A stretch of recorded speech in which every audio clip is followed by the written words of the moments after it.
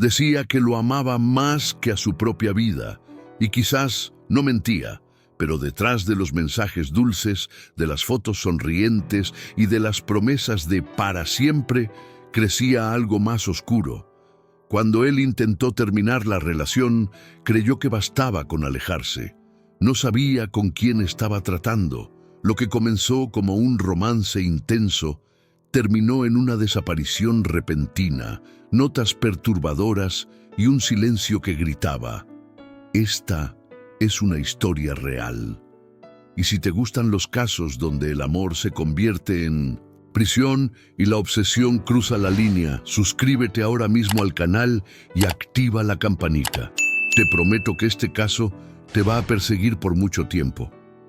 Leonardo conoció a Thais en un curso virtual de marketing digital. Él tenía 27 años, ella 24. Rápidamente empezaron a hablar todos los días, primero sobre trabajo, luego sobre la vida, después sobre el futuro. La conexión fue intensa, casi como un impulso eléctrico imposible de resistir. Thais era dulce, atenta y romántica. Leonardo, que había salido de una relación complicada, encontró en ella lo que parecía estabilidad emocional. Pero sus amigos comenzaron a notar algo inquietante. Ella se mostraba demasiado disponible, demasiado interesada, demasiado rápida, como si el amor ya estuviera decidido desde antes de conocerse. A las pocas semanas ya eran pareja. Thais empezó a visitar a Leonardo en su ciudad con frecuencia. Cuando estaban juntos, todo parecía perfecto. Pero cuando regresaba a su casa, sus mensajes se volvían obsesivos. Si él tardaba en responder, ella escribía frases como «¿Ya te olvidaste de mí?» o «Si no me contestas, sé que estás con otra». Leonardo trataba de calmarla, pensando que era solo inseguridad pasajera. Pero los ataques eran cada vez más frecuentes.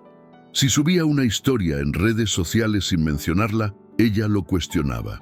Y si hablaba con alguna compañera de trabajo, ella lo enfrentaba como si fuera una traición. En menos de 3 meses, Thais dejó su trabajo y se mudó a la ciudad de Mindonosip. Leonardo dijo que era por amor. Él se sorprendió, pero aceptó. Al principio, la convivencia fue tranquila, pero pronto ella comenzó a controlar sus horarios, sus contactos y hasta su ropa. Instaló aplicaciones para rastrear su celular, revisaba sus correos y le exigía que le mostrara cada conversación. Leonardo intentaba poner límites, pero cada vez que lo hacía, ella rompía en llanto, amenazaba con lastimarse o desaparecía por horas. Todo lo convertía en una manipulación emocional. Si él se alejaba, ella se volvía víctima. Si se quedaba, ella volvía a ser encantadora. Leonardo empezó a perder el control de su propia vida. Se alejó de sus amigos, cancelaba reuniones familiares y evitaba hablar con mujeres para no provocar escenas de celos. Vivía en tensión constante. Thais lo abrazaba por las mañanas y lo interrogaba por las noches. Cualquier gesto inocente era interpretado como traición. Si él decía que quería salir solo, ella lloraba. Si lo hacía de todas formas, ella lo esperaba. Despierta y revisaba su ropa buscando pruebas imaginarias. Leonardo comenzó a pensar en terminar, pero cada vez que se lo insinuaba, ella caía al suelo, lloraba con desesperación o amenazaba con desaparecer para siempre. Un domingo por la mañana, Leonardo descubrió que Thais había instalado un programa espía en su celular. Ella no lo negó. Dijo que lo hacía porque lo amaba demasiado y que su amor era demasiado fuerte para fingir calma. Leonardo explotó. Le pidió tiempo, espacio, claridad. Thais recogió algunas cosas y se fue de la casa en silencio. Esa misma noche le escribió: «Si crees que serás feliz así, adelante». En los días siguientes, ella no lo buscó. Leonardo pensó que finalmente había entendido. Retomó contacto con sus amigos, comenzó a salir más, a respirar, pero algo no cuadraba. Las publicaciones de Thaís en redes sociales eran frías, poéticas y perturbadoramente ambiguas. Las autoridades comenzaron a revisar las redes sociales de Thaís más a fondo. Había publicaciones eliminadas, borradores recuperados y mensajes no enviados que hablaban de una relación que debía durar más allá del cuerpo. Uno de los textos decía: «Él dijo que me amaría siempre. Yo solo cumplí mi parte». Ese tipo de frases inquietó incluso a los peritos más experimentados. La construcción de su narrativa no parecía improvisada. Estaba escrita como si se tratara de una obra planeada con tiempo. Una historia de amor, sacrificio y castigo. En su celular encontraron carpetas ocultas con fotos de Leonardo dormido, conversaciones grabadas sin su consentimiento y listas tituladas como «Lo que me debe» y razones por las que no puede irse. Para los especialistas, aquello no era solo manipulación, era una forma de obsesión acumulada y sistemática. Thaís había documentado cada gesto de él, cada discusión, cada palabra dicha con rabia o resignación. Era como si llevara años recopilando pruebas no para defenderse, sino para justificar algo. Algo que finalmente había llevado a cabo. La prensa se abalanzó sobre el caso. Titulares como «Crimen por amor» o «La novia que no aceptó un no» aparecían en los periódicos. En entrevistas, antiguos compañeros de Thaís describieron su personalidad como carismática pero intensa. Decían que siempre hablaba de sentir demasiado. Una excompañera incluso recordó que Thaís solía decir «prefiero morir que ser olvidada». Lo decía riendo, pero ahora esa frase se volvía perturbadora.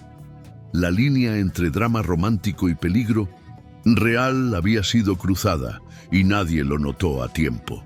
En el barrio de Leonardo se organizó una vigilia con velas, fotos y cartas. La familia, destrozada, pidió respeto y justicia. El padre dijo algo que conmovió a todos: «Mi hijo no murió por amor. Murió por no saber cómo salir de una relación que lo devoraba». Esa frase quedó grabada en muchos, porque a veces las señales están ahí, pero el miedo a herir, a ser injusto o a abandonar a alguien vulnerable nos paraliza. Leonardo nunca fue violento, nunca expuso a Thaís, solo intentó alejarse con cuidado, y esa suavidad fue usada en su contra. Durante el juicio se revelaron cartas que Thaís había escrito, dirigidas a Leonardo, incluso después de su muerte. En una de ellas decía: «Ahora sí estás conmigo para siempre, sin distracciones, sin excusas». El fiscal leyó en voz alta ese fragmento y el silencio en la sala fue absoluto. No quedaban dudas de que el crimen había sido premeditado. No fue un impulso, fue una decisión meticulosa, ejecutada con calma, como quien finalmente tacha un último ítem de una lista. La justicia llegó, pero la herida, esa nunca cerró del todo. Una de las pruebas más impactantes durante el juicio fue un video casero encontrado en una carpeta oculta del computador de Thaís. En él, ella hablaba sola frente a la cámara, como si se dirigiera a Leonardo. Decía frases como: «No sabes lo que hiciste, me rompiste cuando dijiste adiós, pero ahora vas a entender que nadie juega con un corazón como el mío». No gritaba, no lloraba, hablaba con calma, con frialdad. Aquellas grabaciones fueron hechas días antes de la desaparición. Era como si ya supiera lo que iba a pasar, como si hubiera estado ensayando su último acto. Los psicólogos que evaluaron a Thaís durante el proceso hablaron de una personalidad con rasgos obsesivos, narcisistas y dependientes. Dijeron que no era psicótica ni inimputable, pero sí emocionalmente inestable y profundamente manipuladora. Tenía una gran capacidad para esconder emociones, crear narrativas alternativas y convencer a otros de su versión. Lo que más les inquietó fue su aparente tranquilidad al hablar del caso. Nunca preguntó por la familia de Leonardo, nunca lloró, solo preguntaba: ¿cuánto tiempo creen que estaré aquí? Durante el juicio, el abogado defensor intentó convencer al jurado de que se trataba de un crimen pasional, un acto impulsivo fruto del miedo al abandono. Pero cada evidencia contradecía esa teoría. Las compras previas, las visitas al bosque, las cartas escritas días antes, el rastro digital minucioso, todo apuntaba a una ejecución planificada. Incluso su declaración final no fue una disculpa, fue una afirmación escalofriante. El amor verdadero no se rompe, solo se transforma. La sala entera contuvo la respiración. La sentencia fue inmediata: culpable. Thaís fue condenada a prisión por homicidio calificado con agravante de vínculo emocional. La pena fue de 30 años, sin posibilidad de reducción en los primeros 20. Al escuchar el veredicto, no reaccionó. Bajó la cabeza como si ya lo supiera, como si todo formara parte del mismo guión. Mientras era llevada por los guardias, miró a los padres de Leonardo y dijo en voz baja: no lo maté, lo guardé donde nadie más pudiera tocarlo. Esa frase, casi susurrada, quedó grabada en la memoria de todos los presentes. Porque no era una negación, era una confesión distinta. Con los años, el caso se convirtió en uno de los más estudiados en universidades de criminología y psicología forense. Se analizaba cómo una relación aparentemente romántica podía mutar en un vínculo de control, aislamiento y peligro. El caso de Leonardo y Thaís no solo fue una tragedia individual, fue una advertencia, porque el amor, cuando se basa en el miedo, en el dominio y en la obsesión, no es amor, es una bomba de tiempo, y a veces estalla en silencio, sin que nadie escuche los gritos, hasta que es demasiado tarde. Las entrevistas posteriores con personas cercanas a Leonardo revelaron detalles que antes parecían insignificantes.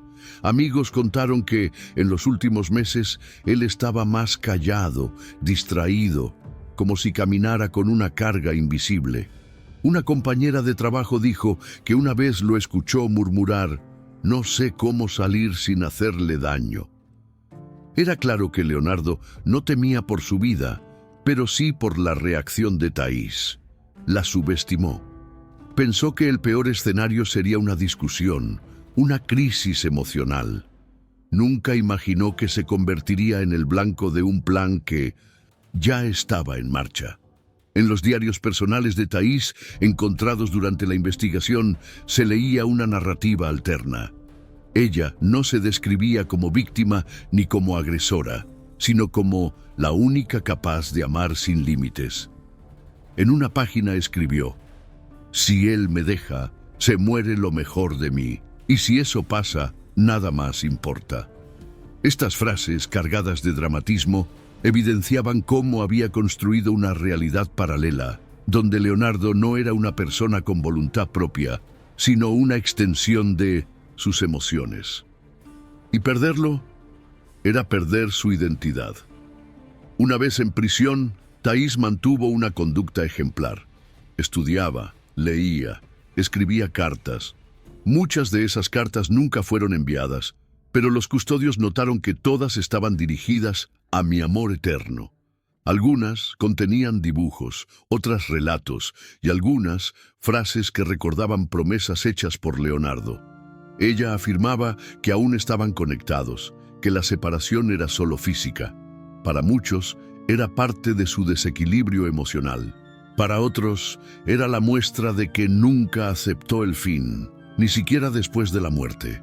El caso se viralizó en redes sociales años después, gracias a un documental independiente. Los espectadores quedaron impactados por la frialdad con la que Thaís hablaba de su relación. Algunos sentían compasión, otros repulsión, pero todos coincidían en algo.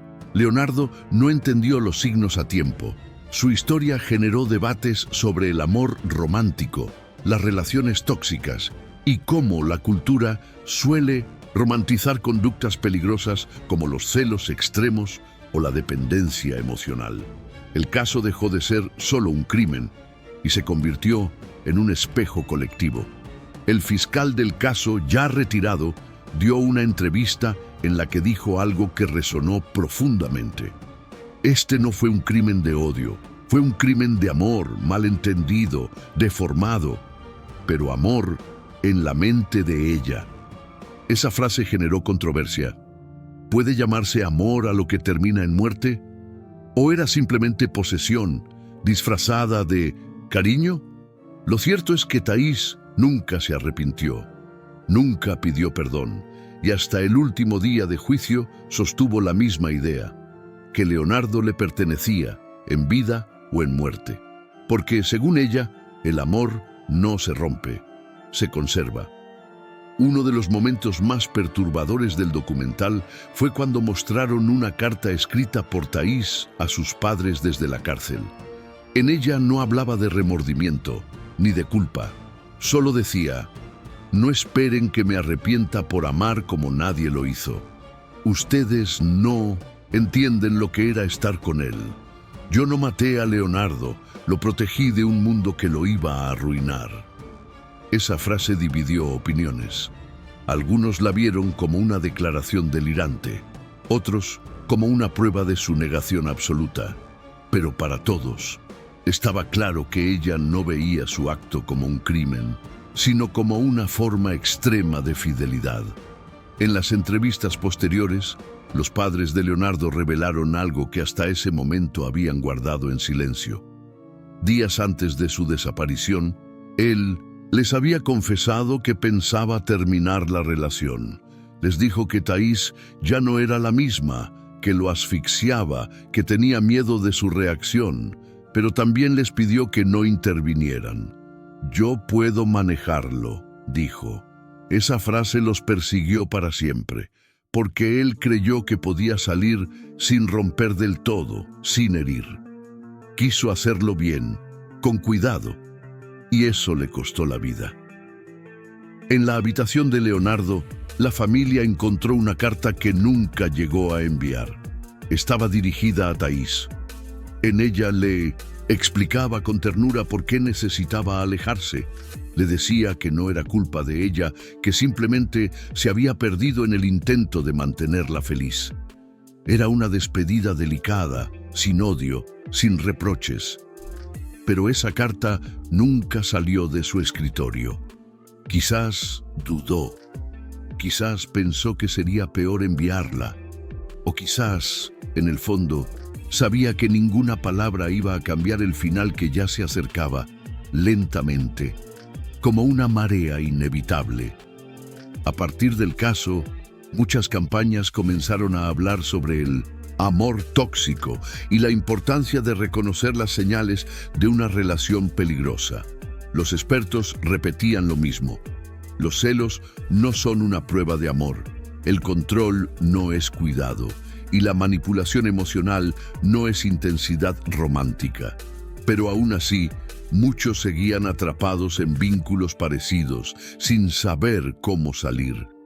La historia de Leonardo se convirtió en símbolo de advertencia, especialmente para quienes, como él, creían que bastaba con tener paciencia para que alguien cambie. Una de las escenas finales del documental mostraba la tumba de Leonardo.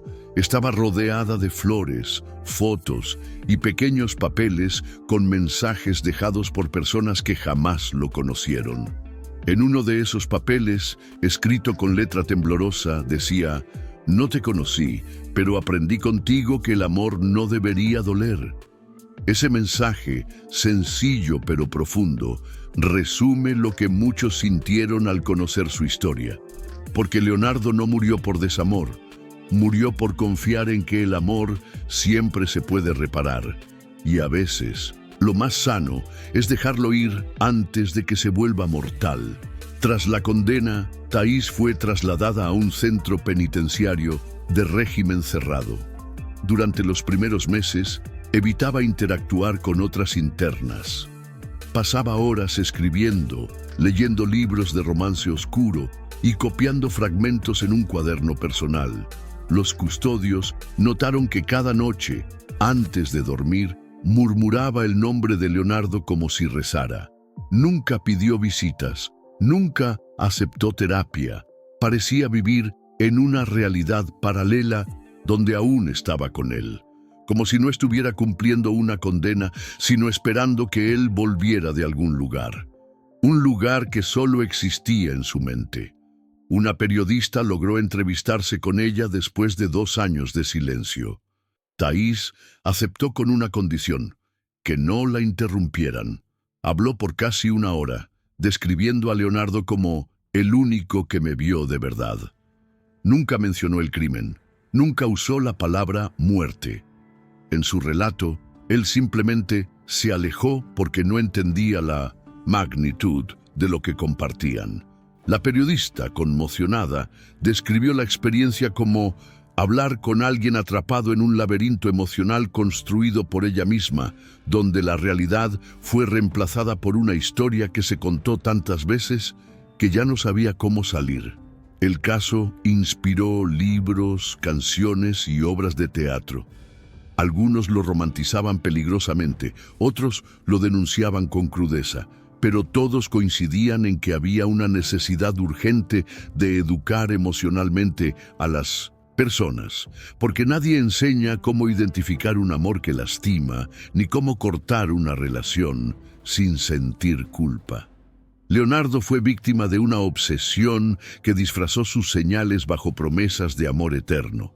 Y muchos, al ver su historia, se preguntaron si estaban viviendo algo parecido sin atreverse a nombrarlo. En una conferencia sobre relaciones abusivas, una psicóloga especializada en violencia emocional dijo algo que estremeció al auditorio. No todos los asesinos empuñan un cuchillo, algunos solo sostienen una promesa hasta que se vuelve arma. Thais, en apariencia, nunca gritó, nunca golpeó, nunca rompió nada, pero ejerció un control tan profundo, tan constante, que Leonardo se volvió una sombra de sí mismo. Y cuando quiso escapar, ya era tarde. Esa forma de violencia, silenciosa y envuelta en palabras bonitas, es la más difícil de detectar, y muchas veces la más letal. El último mensaje que Thais escribió en su diario antes de ser confiscado decía: si me preguntan si lo volvería a hacer, la respuesta es no, pero si me preguntan si lo amé, la respuesta es sí, y mucho. Esa ambigüedad, esa mezcla de arrepentimiento falso y justificación emocional resume toda la historia. Porque Thais no fue un monstruo en el sentido clásico. Fue una mujer que confundió amor con posesión, entrega con obsesión, y Leonardo fue quien pagó el precio por no haber entendido a tiempo que, a veces, amar no es suficiente para salvar a alguien, ni para salvarse uno mismo. Con el paso del tiempo, el rostro de Thais dejó de aparecer en los medios, pero su historia seguía viva en las redes. Se volvió un símbolo incómodo, ni completamente víctima, ni completamente verdugo. Era la representación de un tipo de persona que el mundo no sabe cómo nombrar. La que ama hasta destruir, la que promete fidelidad eterna y, al mismo tiempo, no tolera el rechazo. Su figura fue analizada en estudios sobre violencia simbólica, dependencia afectiva y lo que algunos llamaron tragedias por apego extremo. Pero más allá de los diagnósticos, quedaba una verdad irrefutable. Leonardo ya no estaba. 1 año después del juicio, los padres de Leonardo participaron en un foro sobre salud mental y relaciones tóxicas. Contaron su historia sin rencor, con una mezcla de dolor y propósito. Querían evitar que otros jóvenes repitieran el camino de su hijo. Mostraron mensajes reales, fotos, y hablaron de cómo él intentó ser empático hasta el final. Su padre dijo: mi hijo no fue débil, fue bueno. Y a veces, ser bueno con la persona equivocada es lo más peligroso que uno puede hacer. Esa frase fue compartida miles de veces, porque dolía, y porque era cierta. Una excompañera de Thaís reveló en un podcast que, años antes, ella ya mostraba conductas alarmantes. Había tenido relaciones breves pero intensas, en las que siempre terminaba siendo abandonada. Decía que eso la destruía, que prefería no enamorarse de nuevo. Pero cuando conoció a Leonardo, algo cambió. Se obsesionó. Comenzó a hablar de él como si ya fueran una pareja perfecta, aunque recién se estaban conociendo. Esa idealización temprana, según psicólogos invitados, es una señal de alerta, porque nadie puede amar lo que aún no conoce, y lo que se construye sobre una fantasía se desmorona con la primera grieta. Una cadena de televisión produjo una serie documental inspirada en el caso. Entrevistaron a fiscales, psiquiatras, policías, periodistas y amigos cercanos de la pareja. Cada episodio terminaba con una reflexión sobre cómo identificar una relación enfermiza. La escena final del último capítulo mostraba el departamento vacío donde vivieron. La cámara recorría los espacios con una música tenue, mientras se escuchaba la voz de Leonardo leyendo parte de su carta no enviada. Si estás leyendo esto, es porque elegí cuidarme. No te odio, pero ya no puedo seguir olvidándome de mí para recordarte a ti. Una despedida que nunca fue leída, hasta que ya era demasiado tarde. En algunos foros de discusión surgieron grupos que analizaban cada palabra, cada gesto, cada imagen de Thaís. Algunos la veían como una víctima de sí misma, otros como una maestra del engaño emocional. Pero lo más inquietante era la cantidad de personas que decían haberse visto reflejadas en la historia, algunos como Leonardo, otros como Thaís, porque esta historia no solo fue una tragedia aislada, fue el reflejo de algo más grande, la incapacidad de muchos para reconocer que el amor no debería doler, ni asfixiar, ni exigir sacrificios que acaban en cementerios. En el entorno carcelario, algunas internas contaron que Thaís hablaba de Leonardo como si aún estuviera vivo. Decía que él la visitaba en sueños, que le susurraba que la esperaba. En uno de esos relatos afirmó que, un día, todos entenderán por qué hice lo que hice. No mostraba culpa, sino una extraña paz, como si su castigo fuera un retiro espiritual, como si la cárcel fuera solo una pausa en su propia narrativa. Para ella, la historia no terminó con la sentencia.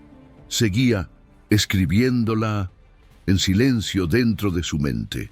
La celda de Thaís fue revisada tras una denuncia anónima. Entre sus pertenencias, hallaron cartas escritas con tinta roja, dirigidas a una persona que no tenía nombre. Las cartas hablaban de reencuentros, de un plan que no falló y de un amor que ni la muerte puede enterrar. Aunque no se encontró nada ilegal, el contenido reforzó el perfil que ya habían trazado los psiquiatras. Una mujer que vivía en su propia versión de los hechos, que había transformado un crimen en una historia de amor eterno, distorsionada hasta el delirio. Los padres de Leonardo, al visitar su tumba un año más tarde, encontraron una rosa seca sobre la lápida y una pequeña nota sin firma que decía: «Te dije que no te dejaría solo». No había cámaras cerca, no se pudo probar nada, pero ellos sabían. No era necesario explicarlo. Esa rosa pesaba más que cualquier palabra. Era la prueba de que, incluso tras las rejas, Thaís seguía sintiéndose parte de su historia. No como culpable, sino como viuda. Una viuda de un amor que solo existió en su cabeza. Con los años, el caso de Leonardo se convirtió en material de estudio en universidades, talleres escolares y campañas de prevención. Se hablaba de él no solo como víctima de un homicidio, sino como símbolo de miles de personas atrapadas en relaciones de control disfrazado de cariño. Su historia enseñó que el peligro no siempre llega con gritos o golpes. A veces llega con promesas, flores y miradas dulces, porque el verdadero terror no siempre grita, a veces susurra. Y cuando lo hace, es aún más difícil escapar. Si esta historia te conmovió, te invitamos a dejar un comentario con en memoria de todas las víctimas del amor que mata. Y si aún no lo has hecho, suscríbete al canal y activa la campanita, porque aquí contamos las historias que muchos prefieren callar, las que incomodan, las que duelen, las que necesitan ser contadas, para que no se repitan, porque a veces la línea entre el amor y la obsesión es tan delgada que nadie la ve hasta que ya es demasiado tarde.